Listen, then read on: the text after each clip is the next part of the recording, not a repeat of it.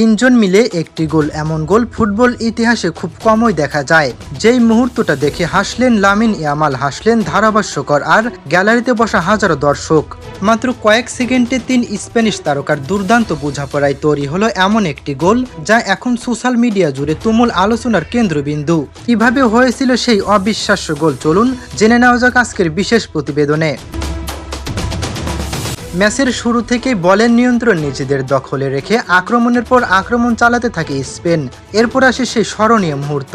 ডান প্রান্ত থেকে পেদ্রো পোরোর নিখুঁত পাস পেয়ে বক্সের ভেতর জোরালো শট নেন দানি ওলমো। প্রথম শটটি অসাধারণ ড্রাইভ দিয়ে ঠেকিয়ে দেন থিবো কোর্তোয়া, কিন্তু বলটি তার হাত ফসকে সামনে চলে আসে। ঠিক তখনই শুরু হয় স্পেনের দুর্দান্ত কম্বিনেশন। এক মুহূর্তও দেরি না করে সামনে থাকা ফ্যাবিয়ান রুইস রিবাউন্ড বল জালে পাঠিয়ে দেন। কয়েক সেকেন্ডে 3 জন খেলোয়াড়ের অংশগ্রহণে তৈরি হয় এক অসাধারণ গোল, যা দেখে হাসি ধরে রাখতে পারেনি ধারাভাষ্যকারও। তবে ম্যাচের সবচেয়ে বড় আলোচনার নাম ছিলেন মাত্র 18 বছর বয়সী লামিন ইয়ামাল। গোল বা অ্যাসিস্ট না থাকলেও ডান প্রান্তে প্রতিবার বল পেলেই বেলজিয়ামের রক্ষণভাগকে আতঙ্কে ছড়িয়ে দেন তিনি।